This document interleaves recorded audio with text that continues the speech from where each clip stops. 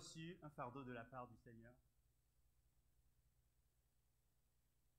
Ce fardeau, je l'ai reçu alors que je passais un moment un peu particulier dans le service pour Dieu.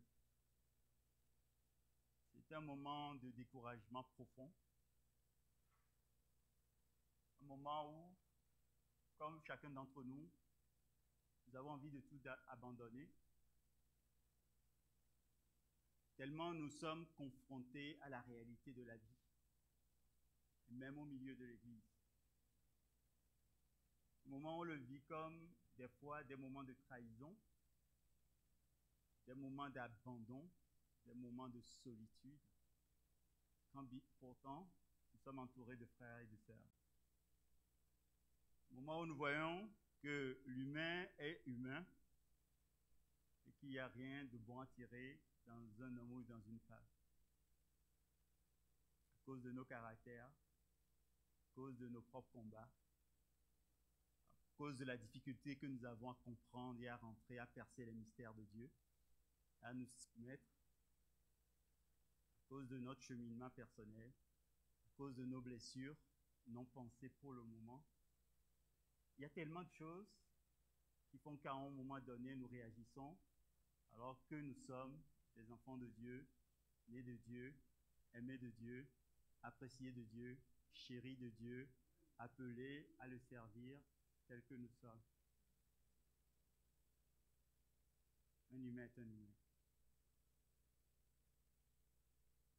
Alors j'étais très découragé et je me posais la question sur le ministère. Et la qualification finalement qu'il faut pour servir Dieu.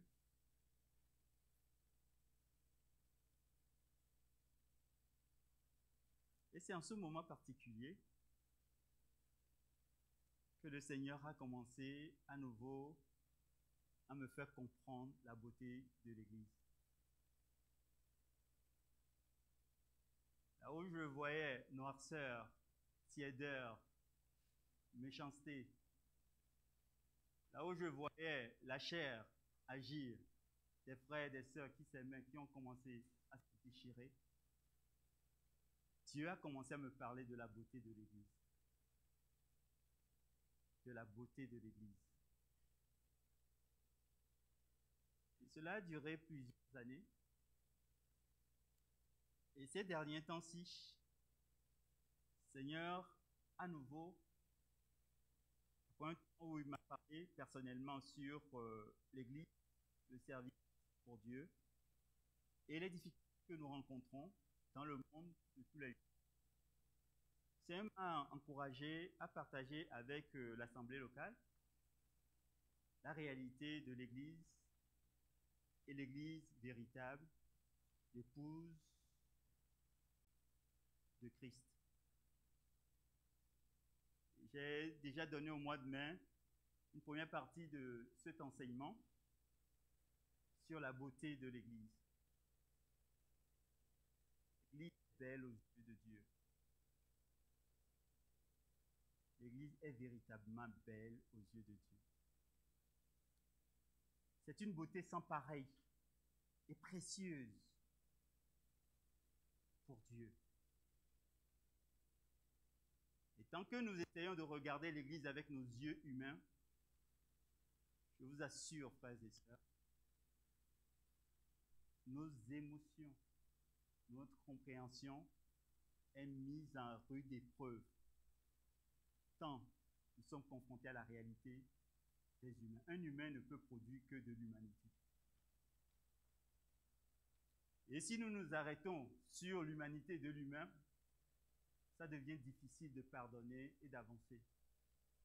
Ça devient compliqué de servir, ça devient complexe d'être à nouveau zélé pour l'Évangile.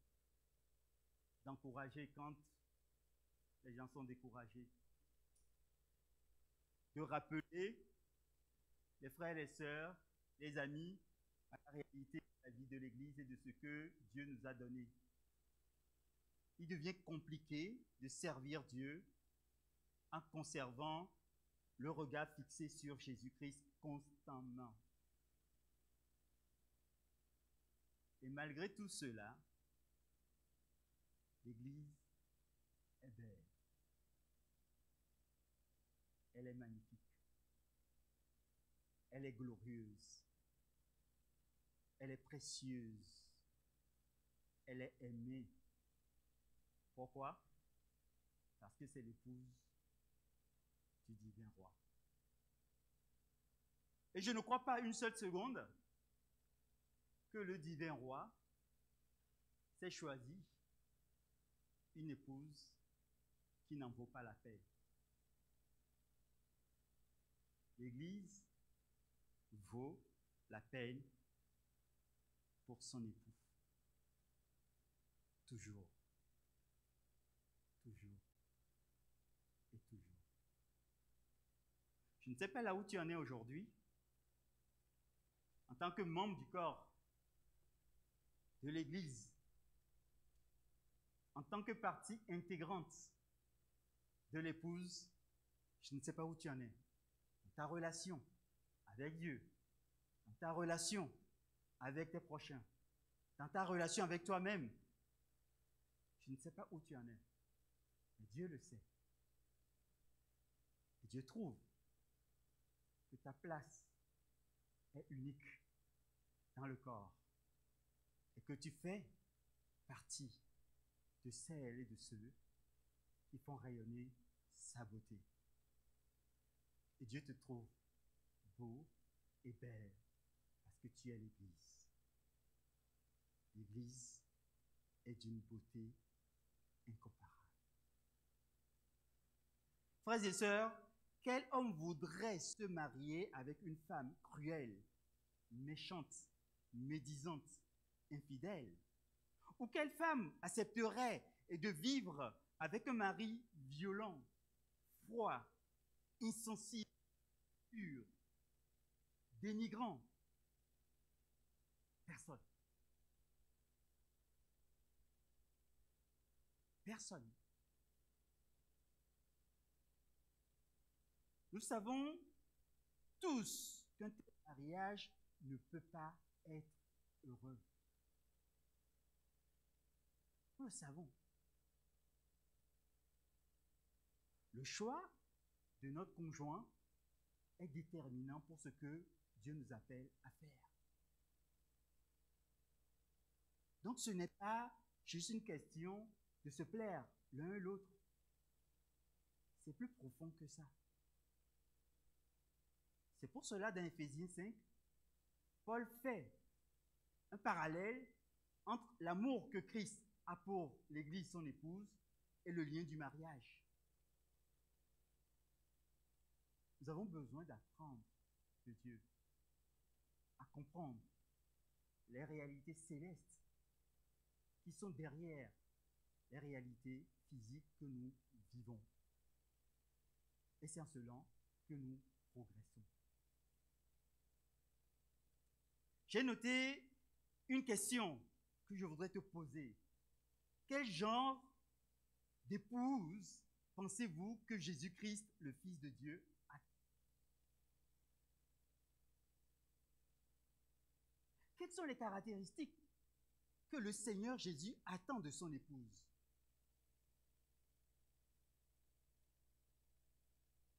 La Bible est claire, extrêmement claire.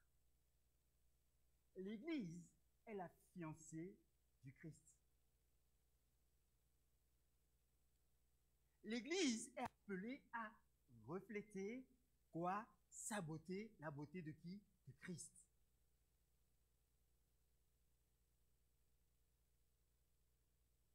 Et cette Église, c'est toi, c'est toi, c'est toi, c'est toi, c'est toi, c'est vous, c'est moi, c'est tous ceux qui croient en le nom du Fils de Dieu et qui ont accepté de le suivre comme leur sauveur personnel, leur Seigneur, leur Maître absolu, et leur vie est totalement dévouée à Christ. Totalement.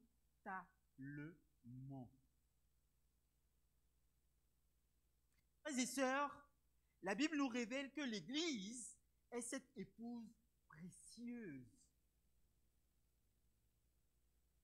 Et je crois que le Saint-Esprit veut aujourd'hui à nouveau nous rappeler que nous sommes appelés à refléter la beauté de Christ lui-même.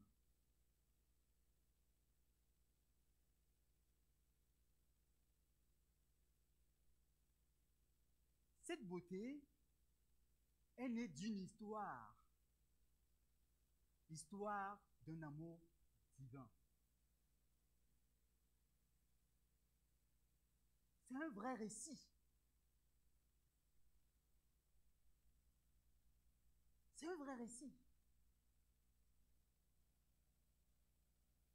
qui coule du cœur du Père vers ceux et celles qui sont appelés et qui entendent la voix du bien-aimé et qui le suivent.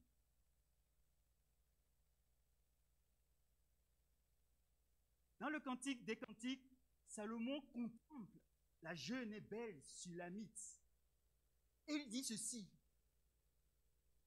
que tu es belle, mon ami, que tu es belle. Tes yeux sont des colombes. Et avec moi que les termes qui sont choisis pour les déclarations de Salomon pour la belle et jeune Sulamite sont puissantes. C'est une phrase puissante. Et quand on la lit, on sent la puissance de l'amour de Salomon pour la Sulamite. La force de cet amour qui change quelque chose et qui fait vibrer le cœur de la Sulamite. Dans la manière d'interpréter le Cantique des Cantiques, on peut aussi voir que l'histoire racontée correspond à cette histoire entre le Seigneur Jésus-Christ l'époux et son épouse l'Église.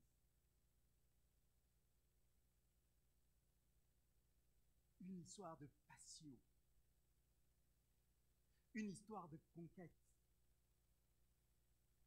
une histoire de vie, une histoire de sacrifice, une histoire d'embellissement continuel, continuel, continuel. Parce que le roi des rois, le Seigneur des seigneurs, ne se contentera pas d'une épouse qui n'est pas à la hauteur.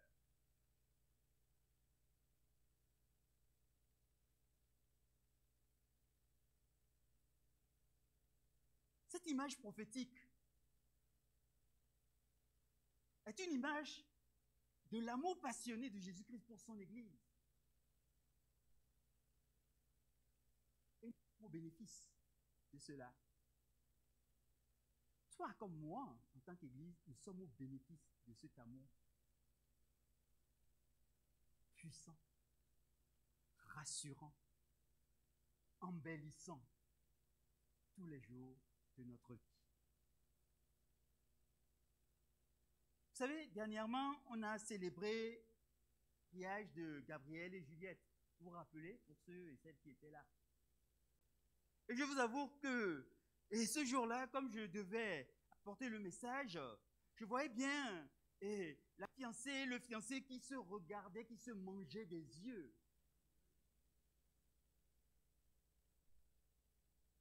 Ils se dévoraient.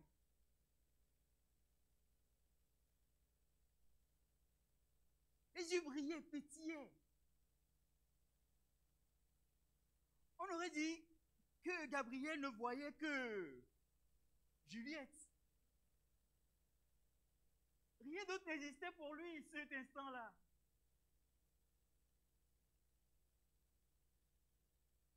Je voudrais t'inviter aujourd'hui à imaginer le regard de Jésus sur son Église.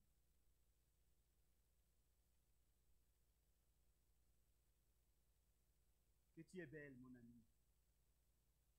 Que tu es belle. Tes yeux sont des colombes. Ça veut dire que tu as des yeux magnifiques. Tu as un regard perçant. Tu regardes quand je croise ton regard, mon cœur est emballé.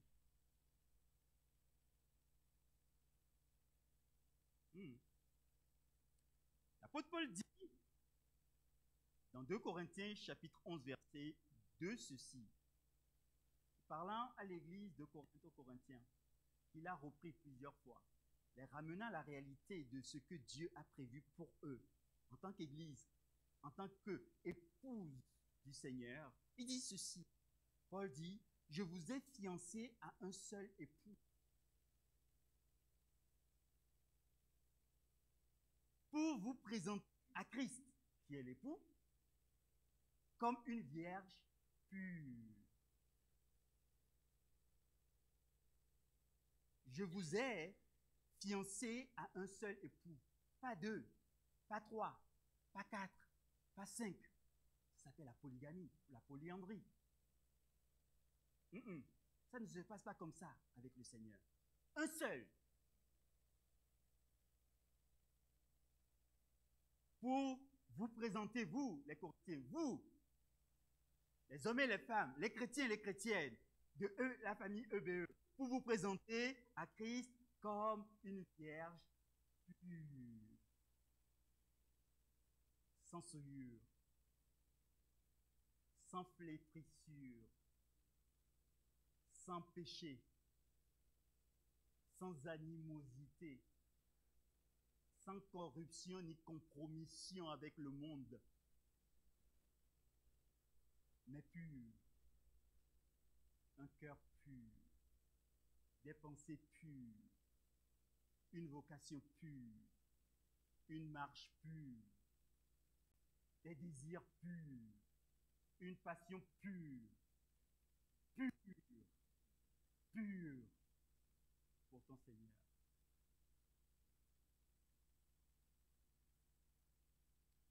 Frères et sœurs, l'Église, ce n'est pas un bâtiment, aussi magnifique que ça peut être. L'Église n'est pas une dénomination, ni la plus belle des religions ici sur la terre. L'Église, avant tout, une épouse. Aimée, désirée, préparée pour Christ.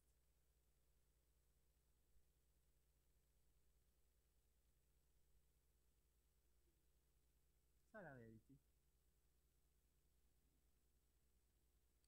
Et Dieu veut aujourd'hui nous rappeler cette vérité. L'Église est belle à ses yeux.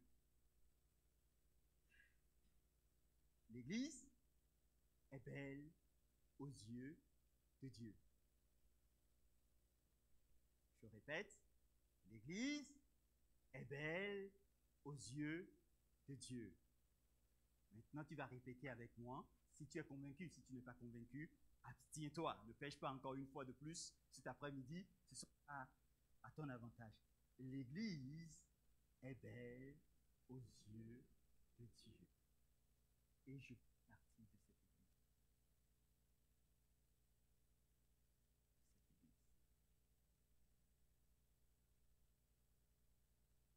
Mais nous sommes confrontés à la réalité de l'Église visible, comme je le disais dans l'introduction. Dans une communauté, avec des frères, des sœurs, qui nous aiguisent, dit souvent notre pasteur Cyril. Nous sommes confrontés à la réalité de l'humanité, de l'humain, qu'il reste encore beaucoup de choses à changer, malgré nos bonnes volontés ou pas, malgré nos envies ou pas, mais nous sommes des humains et nous produisons l'humanité. La réalité de l'Église visible, j'ai noté, nous percute.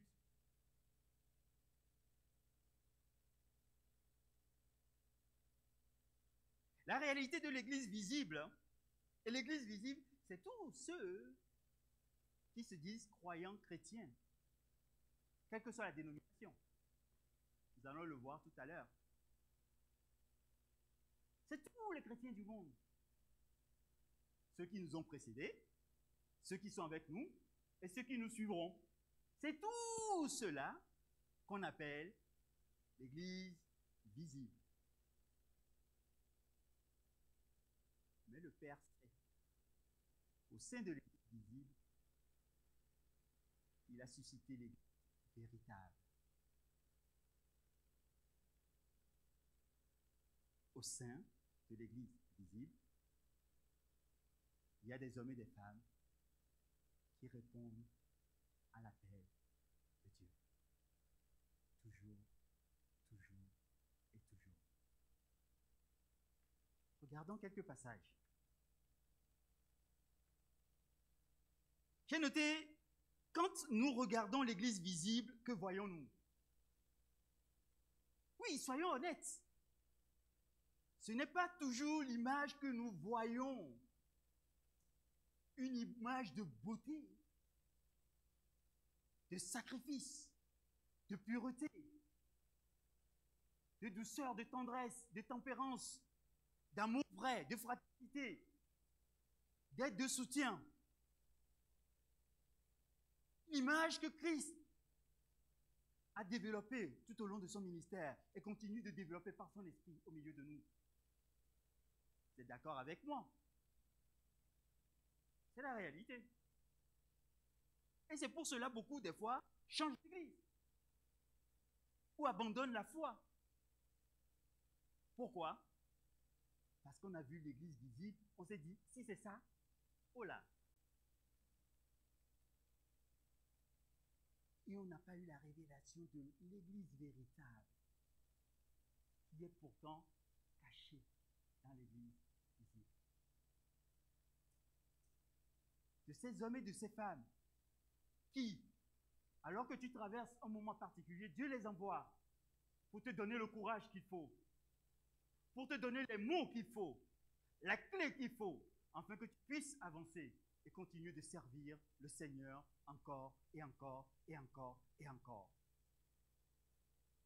C'est ces hommes et ces femmes qui ne regardent pas à leur propre avantage, mais regardent à l'avantage de Christ, qui ont le regard fixé sur le Seigneur. Toujours lui, toujours lui, toujours lui. Pourquoi? C'est l'époux, c'est le bien-aimé, c'est celui qui est mort pour nous, c'est celui qui nous a sauvés, c'est celui vers qui nous tendons, c'est celui qui doit, à un moment donné de notre vie, complètement transformer ceux que nous étions et celles que nous étions, corrompus par le péché, le mal et la méchanceté, pour marcher dans une vie pure, sainte, joyeuse, dans la paix du Seigneur.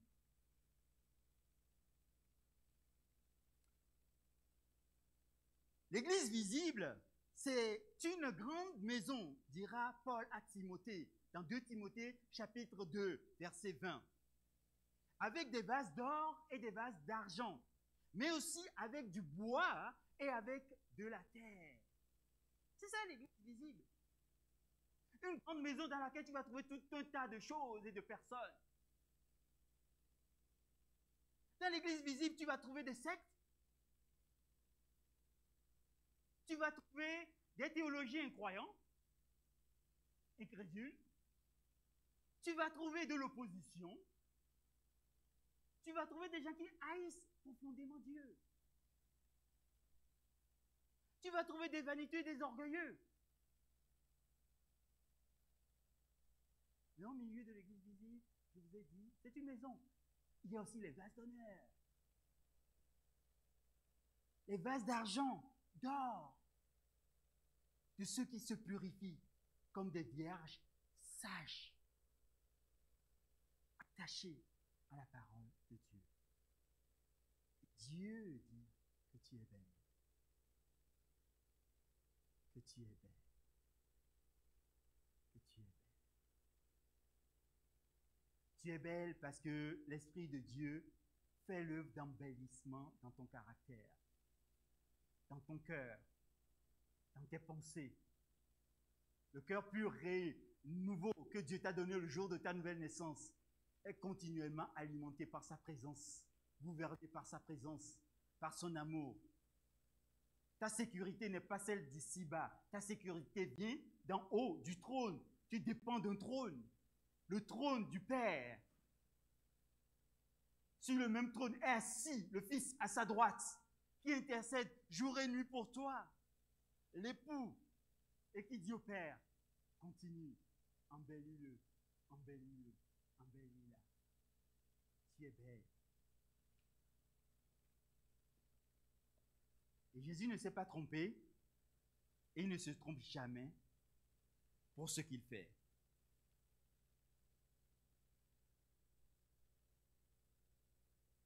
Mais l'Église, c'est aussi, et c'est le Seigneur Jésus qui nous parle dans Matthieu 13, visible, un champ où pousse à la fois le blé, le vrai, et l'ivraie, qui n'est pas du blé.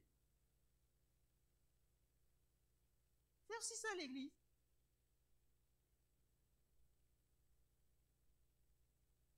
Souvent avec ma femme, quand on conseille les jeunes, on leur dit, faites attention à qui vous allez épouser. Ça me permet à nouveau de le rappeler. Ceux qui nous écouteront, faites attention à vos choix de conjoint. Vraiment. Faites vraiment attention. La personne que tu mets dans ta maison n'est pas forcément du bon blé. À un moment donné, ça pose des problèmes. Faites attention. La question du mariage, ce n'est pas une affaire qu'il faut prendre à la légère. Jésus ne prend pas à la légère l'épouse.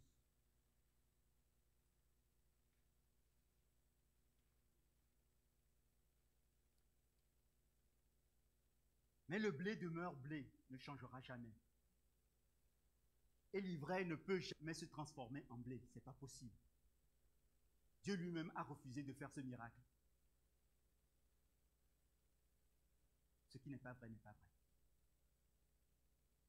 Dieu ne changera jamais un mensonge en vérité. C'est dans l'Église visible. Troisième aspect.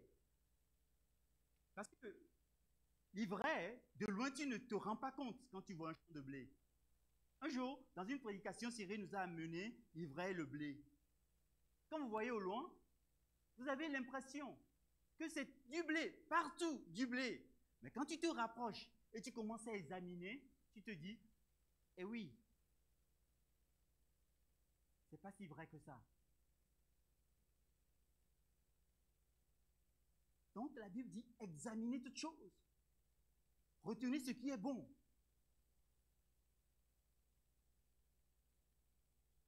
Mais l'Église visible, c'est aussi un filet qui ramène, jeté dans la mer.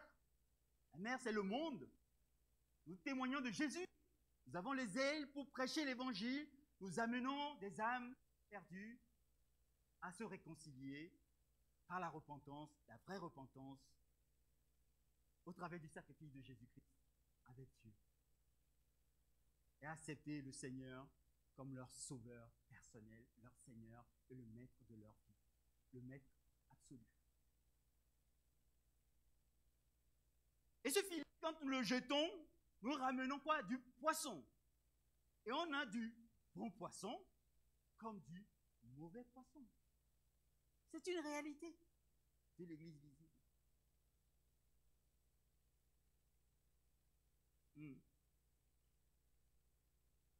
Je dois me laisser convaincre par l'Esprit de Dieu. Jésus dit, quand le Saint-Esprit viendra, il vous convaincra de péché, de justice et de jugement.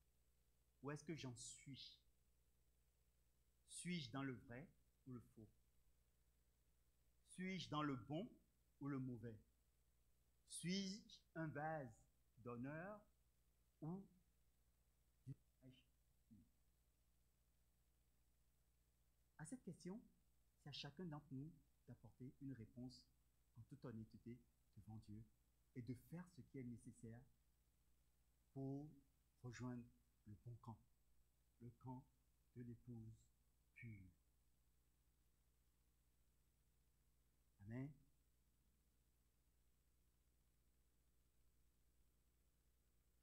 Cette réalité qui nous percute sur l'Église visible doit être pesé en tant que chrétien avec la promesse que nous a donnée le Seigneur Jésus. Dans Matthieu 16, verset 18, quelle est cette promesse?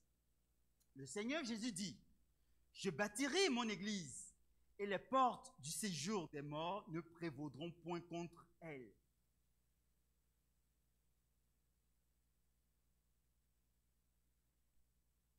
Le Seigneur dit, « Je bâtirai mon Église et que les portes du séjour des morts ne prévaudront point contre elle. » Parle de quelle Église? Parle de l'Église véritable.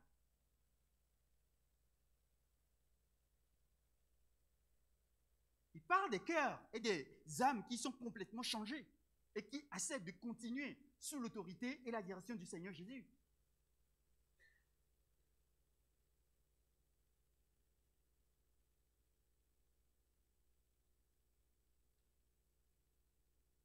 Imaginez un grand bâtiment en construction. Ce n'est pas encore terminé. Il y a de la poussière, des échafaudages, du bruit. Mais l'architecte a les plans en tête.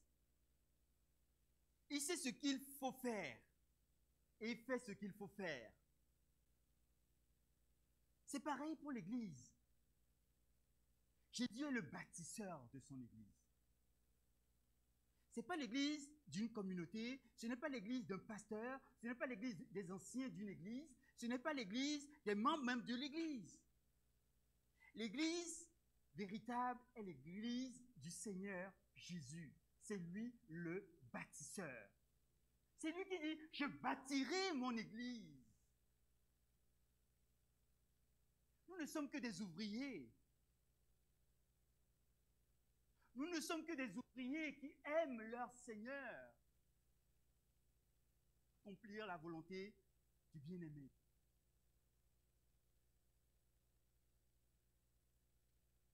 Nous ne voyons pas encore le résultat final. Et c'est pour cela que nous ne devons pas nous laisser arrêter par ce que nous voyons. Nous demandons au Saint-Esprit de Dieu de nous donner de voir au-delà du visible. De voir la beauté de l'Église, la beauté de l'œuvre que Dieu a accomplie dans les cœurs, dans les vies. Tu dois apprendre à voir plus loin, plus profond, plus clair, afin de détourner tes regards des choses qui ne font que retarder ta passion. Dieu. Mais le Seigneur sait déjà à quoi ressemblera son épouse. La Bible dit que l'épouse est belle.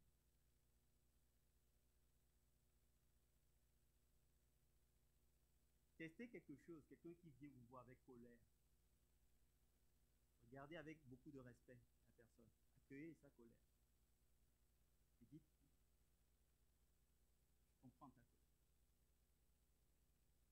Tu es mon frère, tu es ma soeur. Tu demeures une beauté de Dieu.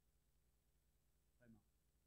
Si je dois me repentir de mes torts, je le fais sincèrement. Tu demeures une beauté de Dieu. Parce que Dieu t'a créé.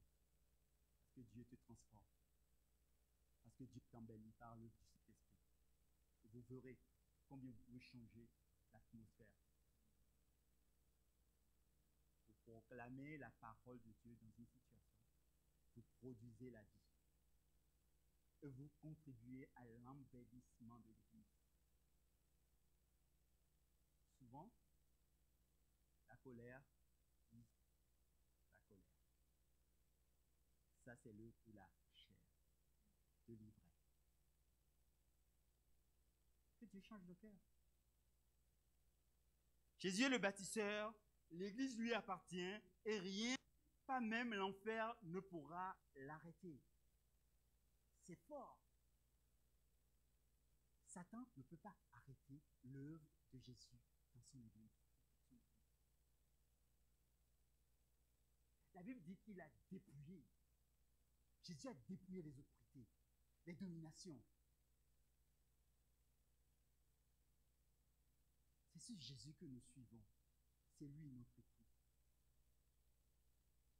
Dépouillé, c'est qu'il est sans armes. Dépouillé, c'est qu'il ne lui reste plus rien. Il est vide. Il lui reste des mensonges et des mensonges pour te parler avec mensonges et te détourner de la voie céleste, de la voie qui mène auprès du Seigneur, de la voie qui te prépare en tant que vierge sage pour le jour de la noce. Des mensonges qui te disent, oh, ne prends pas le baptême, c'est pas la peine, tu l'as pris quand tu étais enfant. Oh, tu peux te fâcher, vivre dans la luxure et les choses mauvaises, c'est pas grave, Dieu t'aime quand même. Non!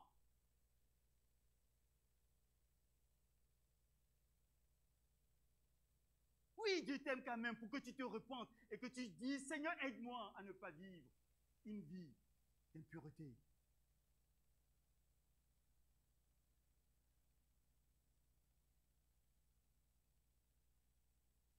C'est que l'Église, c'est l'assemblée mise à part, ecclésia. Le peuple qui reçoit la vie du bon berger, Jean chapitre 10, versets 10 à 11. Le joyau précieux de Dieu, Ésaïe 43, verset qui dit, parce que tu as du prix à mes yeux, que je t'aime. Je t'embellirai plus.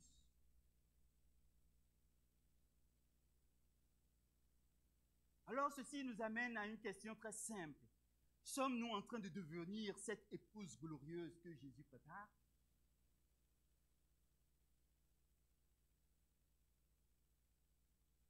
Est-ce que nous le sommes?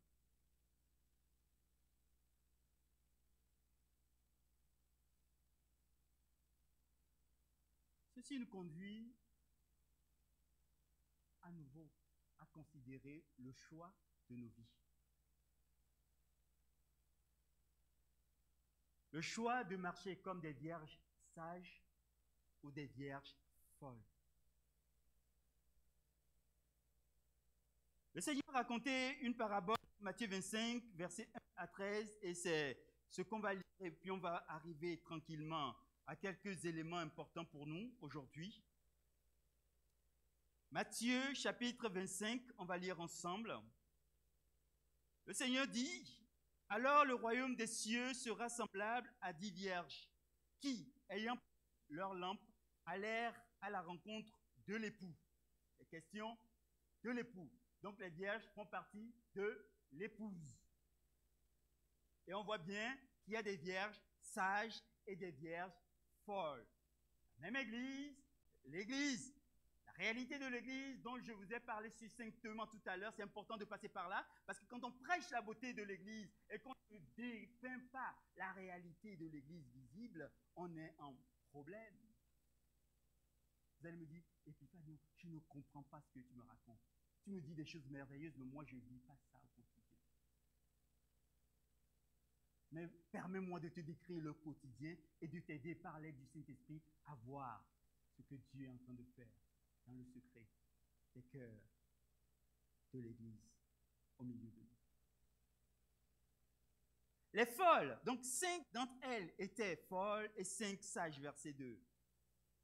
Les folles, en prenant leur lampe, ne prirent point d'huile avec elles.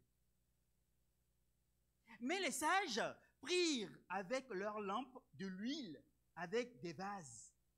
De l'huile avec des vases. Elles ont fait des réserves, des provisions. Les unes, c'est du olé olé, et les autres, c'est du très sérieux. Elles ont considéré le prix à payer. Elles ont payé le prix d'entrée de jeu. Pourquoi? Parce qu'après, elles vont dire, allez acheter. Elles ont payé le prix dès le début. Elles n'ont pas gaspillé leur vie. Leur économie était investie de suite dans les œuvres du royaume de Dieu. Vous comprenez le mystère? De suite. C'est pas je vais m'amuser bien dans le monde et quand j'en aurai marre, je vais à nouveau venir au Seigneur. Le Seigneur n'est pas une poubelle. Le Seigneur n'est pas une poubelle.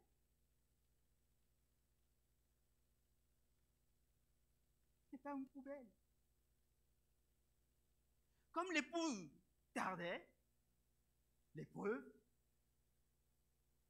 la persévérance qui est mise à l'épreuve, le temps qui éprouve toutes choses.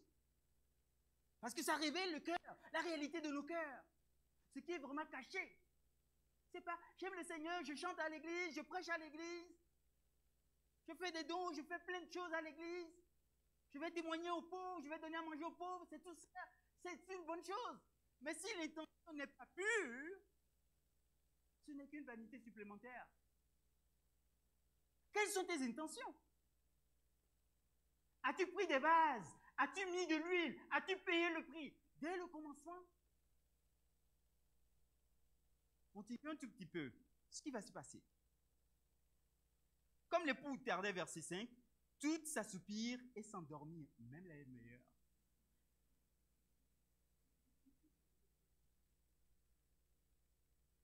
Ah, quand j'ai vu ça, ça m'a déprimé. Hein? Je dis, Seigneur, pourquoi? Pourquoi, Seigneur? Même ceux qui étaient au top niveau. Ça veut dire que l'humanité produira que la humanité. Mais la différence, c'est que certains ont payé le prix. Et quand bien même ils s'endorment, ils sont dans la lutte. Vous savez? Oui, Seigneur. Oui, Seigneur, Seigneur, oui, Seigneur. Ils luttent. L'ivraie est là. La persécution est là. Les désillusions sont là. Dieu, Seigneur, oui, Seigneur, Seigneur, je vais y aller. Et les autres sont là.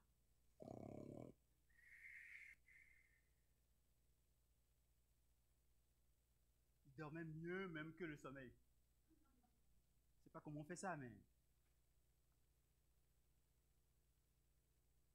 Au milieu de la nuit, on cria. Voici l'époux.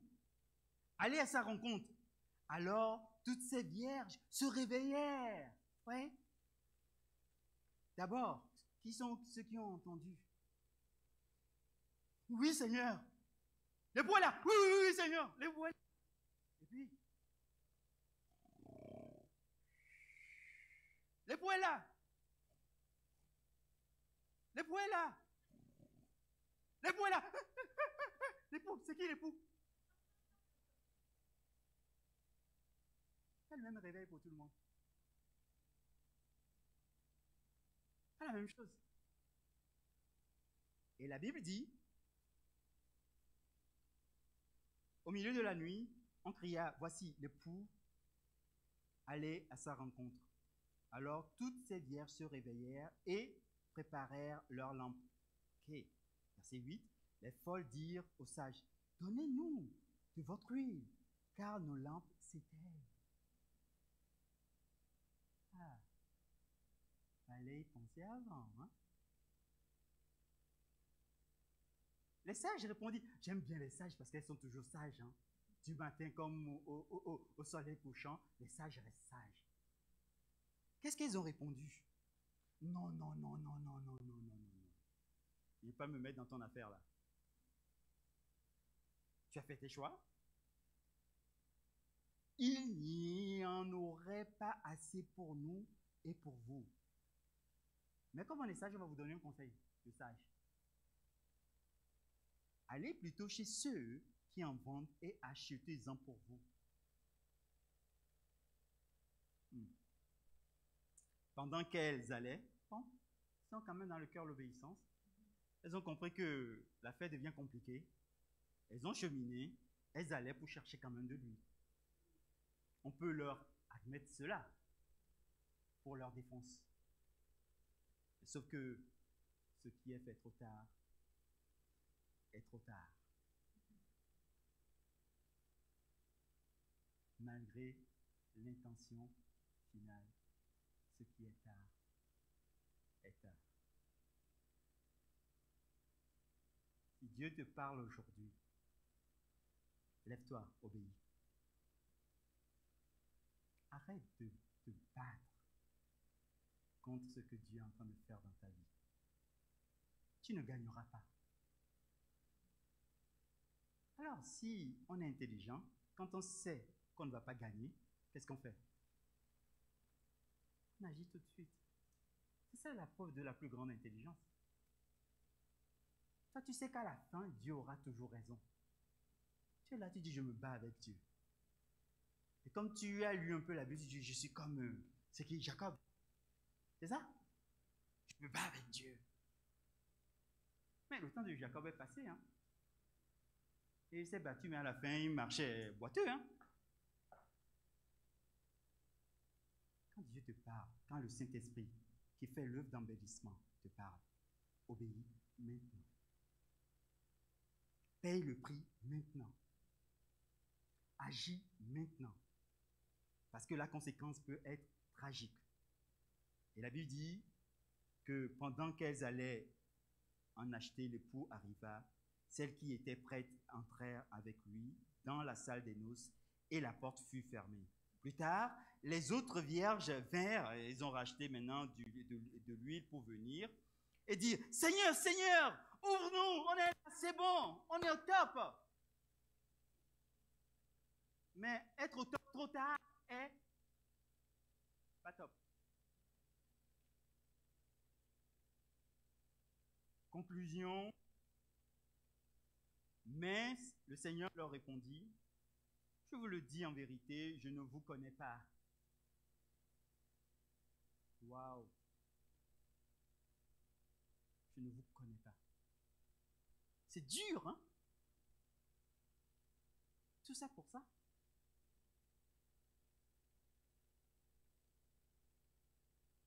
Veillez donc, puisque vous ne savez ni le jour, ni l'heure. Voyez ce qui se passe, mes amis. Avons-nous, sommes-nous prêts? Avons-nous de l'huile dans nos lampes? L'huile de la prière dans nos lampes? L'huile de la méditation, de la lecture intensive de la parole de Dieu dans nos lampes? L'huile de la marche dans la sanctification et dans la sainteté? L'huile d'un cœur pur, nos lampes? L'huile d'une obéissance conditionnelle ou pas au Seigneur dans nos lampes?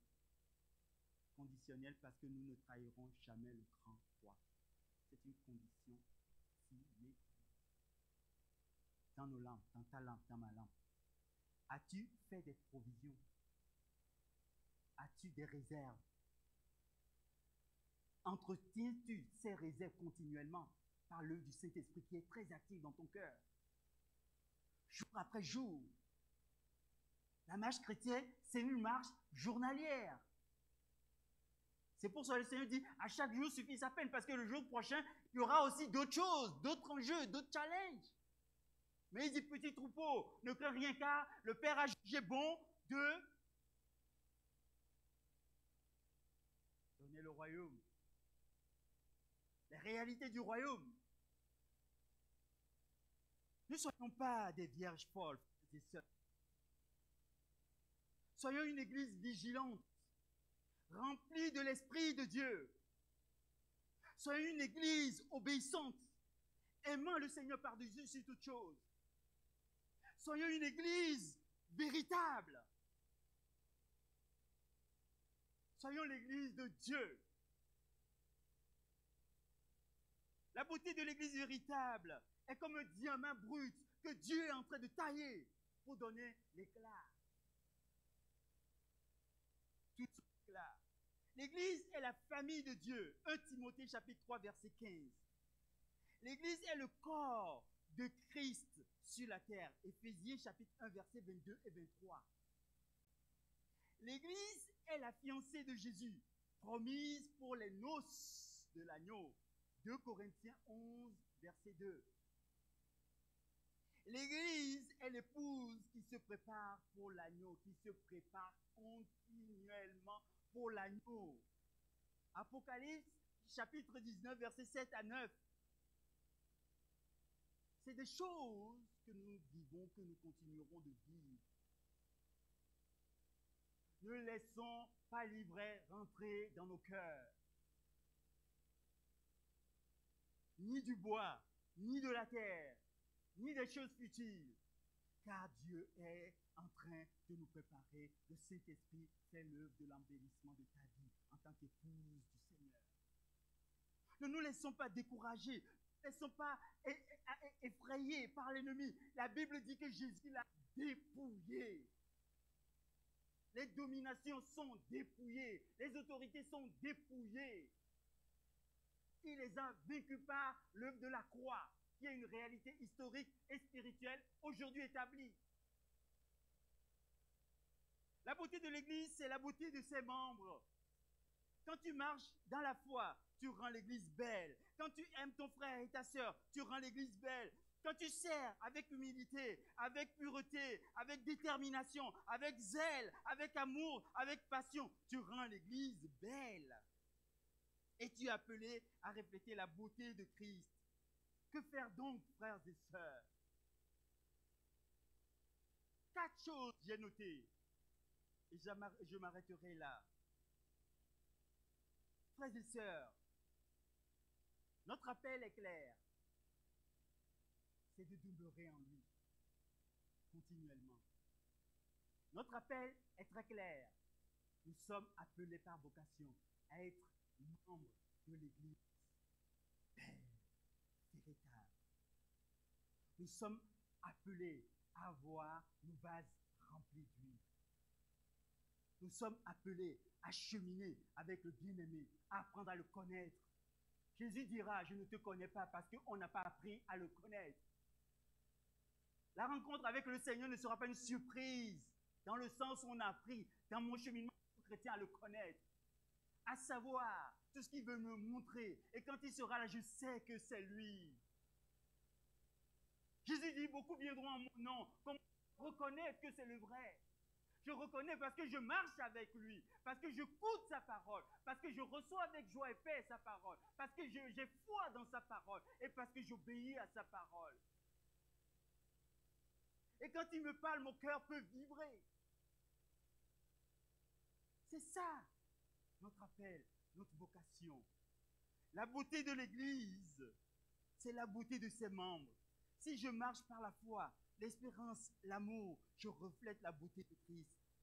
Si je me laisse sanctifier par l'Esprit de Dieu, je deviens un vase d'honneur dans la maison de Dieu. Si je garde l'huile de la prière, de la parole et de la sainteté, je suis prêt pour la venue de l'époux. Préparons-nous. Levons-nous pour prier maintenant, frères et sœurs. Préparons-nous. Prépare-toi.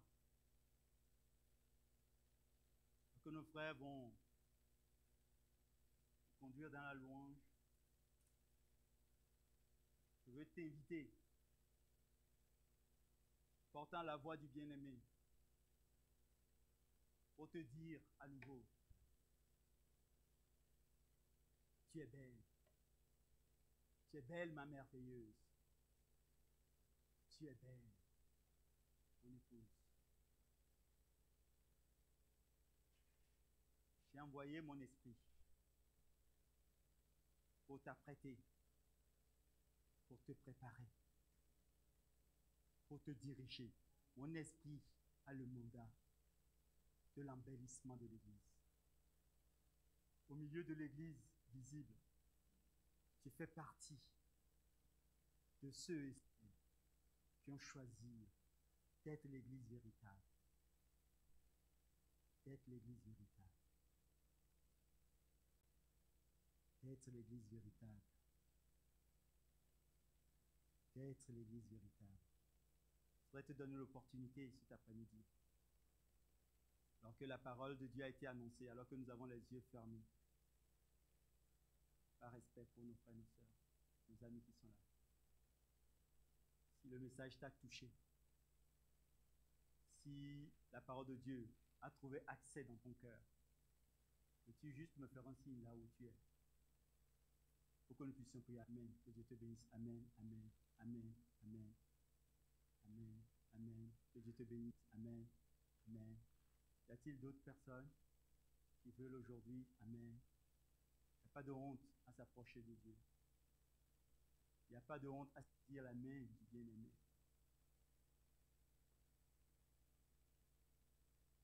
Père, je veux te prier pour nos bien-aimés qui ont saisi l'opportunité de cet après-midi